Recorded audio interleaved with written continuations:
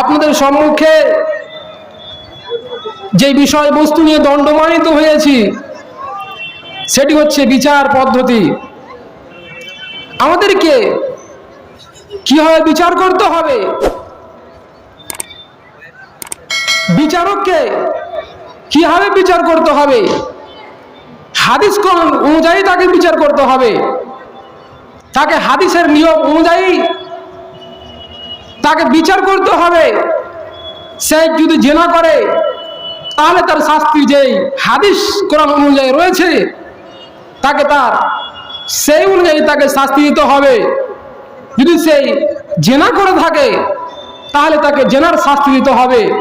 একজন কাজী, একজন হাকিমের প্রতি দায়িত্ব থাকে যে তাকে সঠিক বিচার, তাকে ন্যায় বিচার দিতে হবে। মানুষদেরকে হক কি জিনিস সেই হকটি মানুষদেরকে দিতে হবে।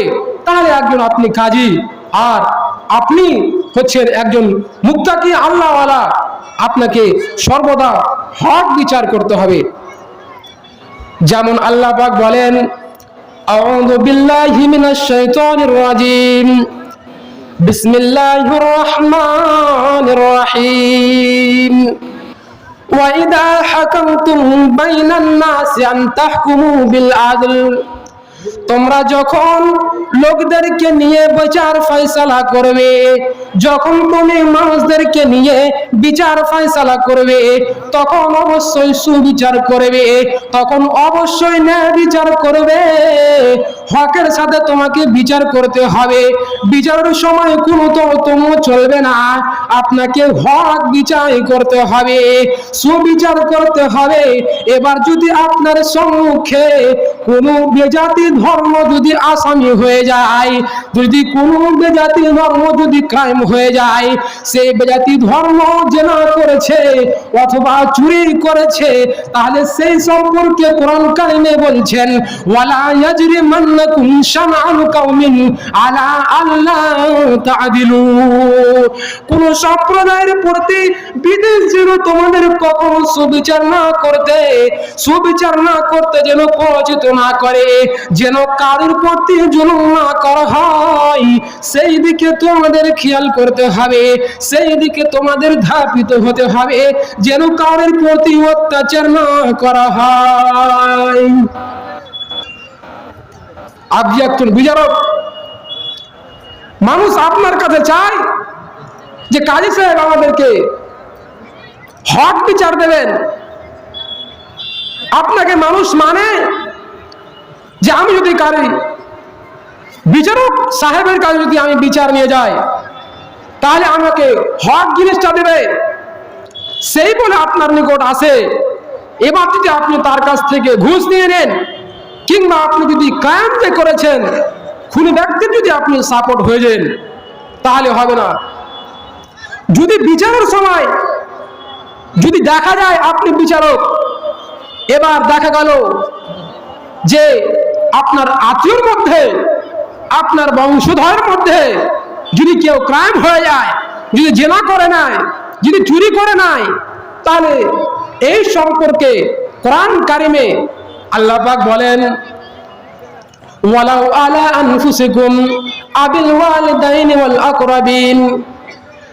যদি বিচার করবে, যদি তোমাদের সামনে আত্মীয় অথবা পিতা মাতা অথবা নিজের অথবা আত্মীয় স্বজনদের বিরুদ্ধেও যদি চলে যায়, তবু আপনাকে ন্যায় বিচার করতে হবে, মানুষদেরকে হক দিতে হবে, আপনাকে সব সময় ন্যায় বিচারটা করতে হবে।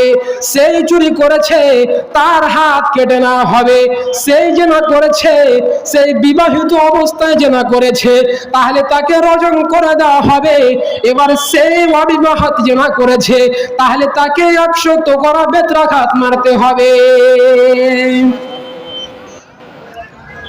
আপনি বিচারক, আমার নিজের আত্মীয় স্বজনদের মধ্যে কেউ জেনা করেছে কিংবা চুরি করেছে, তাহলে আমি যে আমার নিজের লোক ভেবে তাকে আমি ছেড়ে দেব, তাকে আমি শাস্তি দেব না, এটা হতে পারে না।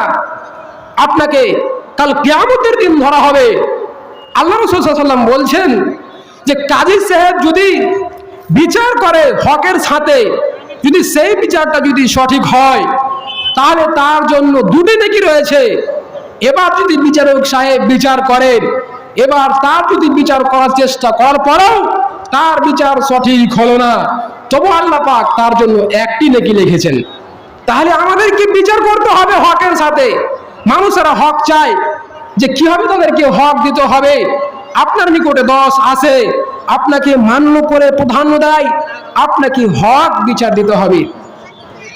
এবার শুনুন, যদি আপনার সম্মুখে যদি কোনো গরিব কিংবা ধনী ব্যক্তি যদি আপনার নিকটে বিচার নিয়ে চলে আসে, সেই ধনী ব্যক্তি তার টাকা বেশি, সেই ক্রাইম করেছে, সেই খুন করেছে, সেই জেনা করেছে, সেই চুরি করেছে, তাহলে আমি তাকে কি শাস্তি দেব না? আমি তার কাছ থেকে টাকা পয়সা খেয়ে আমি তার শাস্তি মাফ করে দেব। এটা কি কোরআনে বলছেন? না, এটা কোরআনে বলে না। আল্লাহ পাক বলছেন, ইয়াকুম গানিয়ান আও ফাকিরান ফাল্লাহু আউলা বিহিমা। যদি তোমাদের সম্মুখে কোনো গরিব কিংবা ধনী ব্যক্তি যদি তোমাদের সামনে বিচারকের সামনে যদি বিচার নিয়ে আসে, তাহলে তুমি সেই দিকে দেখবে না ওই ব্যক্তিটি ধনী, ওই ব্যক্তিটি গরিব, সেই জন্য আপনি তাকে ছেড়ে দেবেন, এটা হবে না। ইয়াকুম গানিয়ান আও ফাকিরান ফাল্লাহু আউলা বিহিমা। যদি গরিব হয় কিংবা ধনী হয়, উভয় আল্লাহর যোগ্যতার অভিভাবক। বিচারের সময় কোনো তরতম্য চলবে না। আমার নিজের লোক, এটা সে আমার আত্মীয় স্বজন, সেই বলে আমি তাকে ছেড়ে দেব? তার যে সেই গুনাহ করেছে, সে যে ক্রাইম করেছে, যে সে খুন করেছে, আমি তাকে শাস্তি দেব? যদি আমি এরূপ না করি, তাহলে আমাদেরকে কিয়ামতের দিন পাকড়াও করা হবে যে আপনি বিচারক ছিলেন, তাহলে আপনি আপনার আত্মীয় স্বজন যে খুন করেছিল, জেনা করেছিল, তা সত্ত্বেও আপনি হক বিচারটা করেননি, আপনার নিজের লোক বলে আপনি ছেড়ে দিয়েছেন, তাহলে সেদিন আপনাকে ক্ষমা করা হবে না।